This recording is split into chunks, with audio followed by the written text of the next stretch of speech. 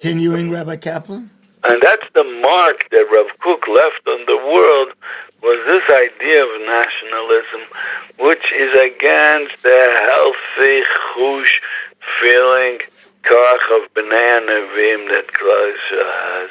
The feeling is that this is not the way, especially when we're in Golus, that we have to be nichna, we have to keep ourselves low-key, not push our way, not to be married b'umas like the Gemara says. And that's and this idea, the idea of nationalism was against that. And Rav Yisrael Weintraub, when the Akdom of the Sefer at Kufa Besoras Eliyahu, so he brings that the Gedolim said that there was a Godol Echad in the last door that the Sitra Achra tried to find place to rest on him. And the Sitra Achra was successful by getting into him, and he uses the word Shebehofos Haruach Holov, and that's mamish what I was saying last week. When the spirit rested on him, I mean, when he got into a high, just like when you talk about taking drugs, so you talk about getting high. So when he got a high, and he had this God without taking drugs, he was a tremendous Baal Regish, very emotional person. Rabbi Kaplan. What? We'll just say a word of astrology. He had this amazing Sun-Neptune conjunction in Earth, which explains these tofas you're saying. But that's a stira, isn't it? It's there's all sorts of steers. Infusion. Everybody is full of steers, but this is a very powerful steer, yes. That's why he's still alive today. That's why people are interested today. He's Earth, but he had a hashra that comes from Sun conjunct Neptune. So I don't know if everybody understands these words that our producer, which he himself, he has two kochas in him, our producer. He's also a producer and also an astrologer. But I don't know if everybody understands what he just said, but I'll just say, Bekitzer, what he just said was that he had a very strong koach of chazon, vision, ideas, getting high, spiritual, and yet it's in a place, these kochos are coming out from a certain place that's called Earth, which means practical. Now, how do you put together being practical and being very high? Earth also means that it has an impact. People want to do something. Not just an idea. It comes down to the ground, to the earth, to this world. That his vision had an impact on the generation. That's why it's in Earth. And so you see that he left a mark till today. And in the realm of ideas, of abstract,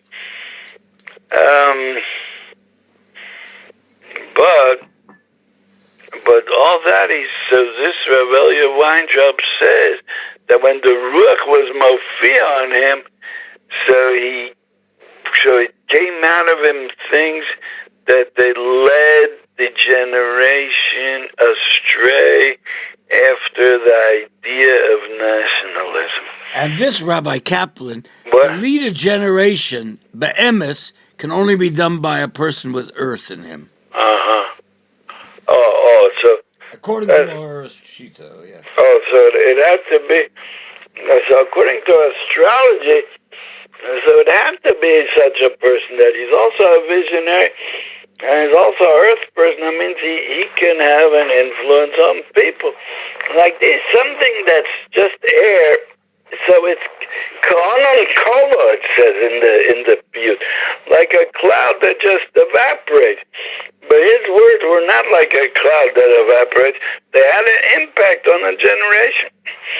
But we in Golus are supposed to live with the idea that the only thing that holds us is the Torah. I mean, that's what holds us together, is the Torah, not a land and not a state. That's not what holds us together. That's what cuts us off of the Torah, but not the thing that holds us together. And that was a mistake. And that's what I call Rav Kook a tragic figure and a failure. Meaning that what he tried to accomplish in the Olam Hazeh Gashmi, he did not accomplish anything. What he did accomplish was that he left the mark. His ideas were left till today, and the mistake that he gave out is still today. And it's just like the Chet HaEgel that they saw the Mitas Moshe mess. The Sultan showed them that Moshe Rabbeinu died. So they said, oh, Moshe Rabbeinu died, well, let's try something new. I mean, they could have gone, well, Moshe Rabbeinu's not here, so let's go to Aaron. Let's ask Aaron what to do. Let's make him the leader. And he'll continue in the ways of Moshe. But no, we see that we just now got Matan Torah, and we were in a matziv of Ad Melech b'Mesibo. We were sitting at the king's table for 40 days after Matan Torah, and it was a matziv that's called Ahava B'Tanugim, the greatest, strongest feeling of love to Hashem, of connecting to Hashem. It's the greatest pleasure that could be. And that was the matzah for 40 days. We were like that until the last day the Sultan came in, and he showed a picture. He made darkness and confusion, and he showed the Mitas Moshe mess. And what did they do? They said, "Oi, till now we were living with a Torah, with a Moshe Rabbeinu, even though he's in the heaven, for the teaching that he taught us in Matan Torah, the message that he gave over to us, that came from Hashem to us through him. We lived with it and we felt good from it. But now what are we going to do in the darkness and the confusion? Let's try something new.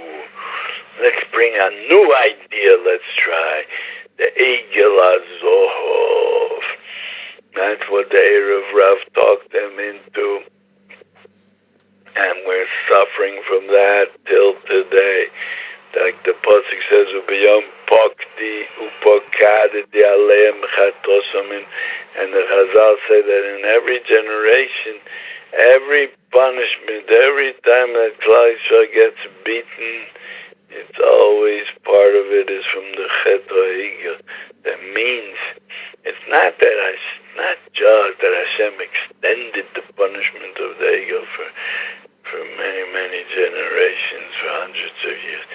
It's that the Chet HaEgel, the poison of the Chet HaEgel is in us till the end of time. Because we always are suffering from this rutzon to look for something new. Instead of just sitting in the Beis Medrash and learning, instead of connecting to Hashem through a piece of Gemara and a piece of Tosfos, so we look for maybe there's new things, maybe there's new ways, and maybe we could take a certain person and connect to him, and he'll pull us out of Gehenna.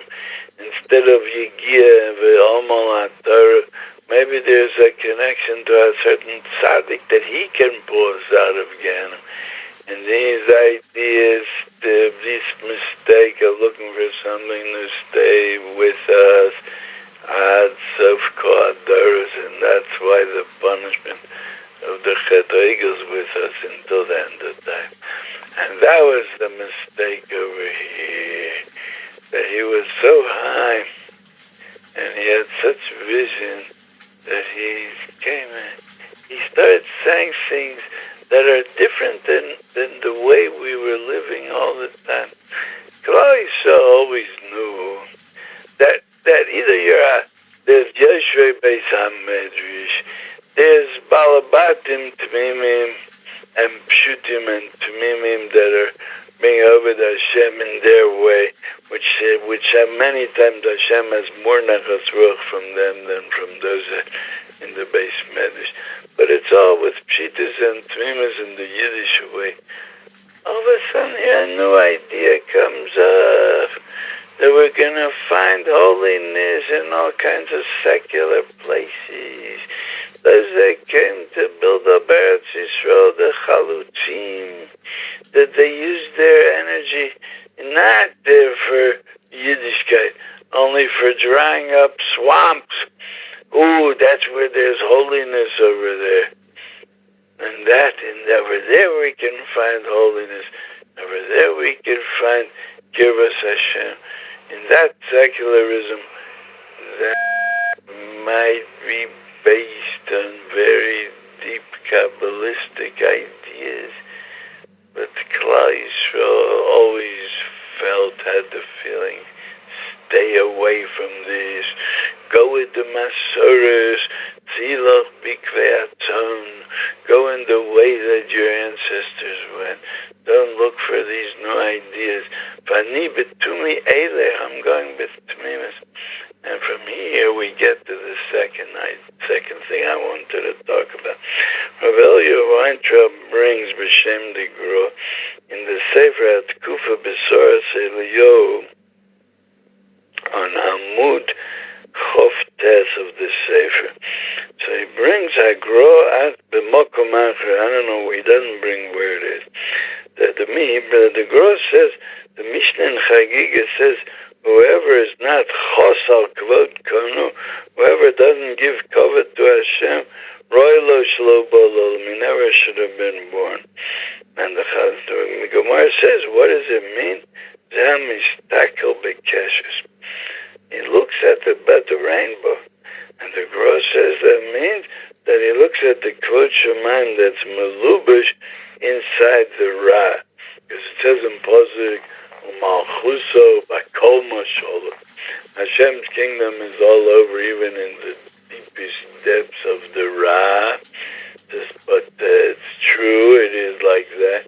But somebody that looks into it and looks into finding the Kvod Shemaim that's in the garbage can, that's in the greatest tumor, so that person that looks for that is Roy Lo Shalo Bolo. Would have been better he never came to the world.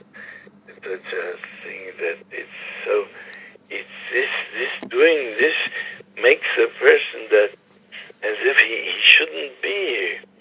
If somebody looks for the good, the sparks of good that are to be found in the deepest places of the Ra, so such a person is Roy Lo Shalo Bolo. Rabbi Kaplan. What?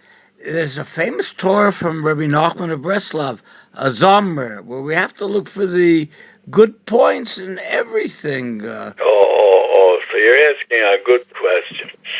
Rabbi Nachman Breslover says that we have to look for the Nekuda Tova in everything. And we have a friend that named his yeshiva, Nekuda Tova. Oh, yeah, we know somebody that named his yeshiva like that. And here you're saying that it's a mistake to look at. You're not allowed to look at the good that's gonus in the Ra. Very good. Now, I would say two answers. One answer is more simple and one answer is deeper. The more simplistic answer is that this what Rav Nachman Breslover said was talking on how a person should look at himself. How to look at yourself. And you might have fallen and fallen and fallen. But still, you always still have a good point. And that good point, you should focus on that. And use that to go on and your avodas Hashem and not give up. But here, when we say mistakel bekesh. Rabbi Kaplan, we're taking another break. Thank you.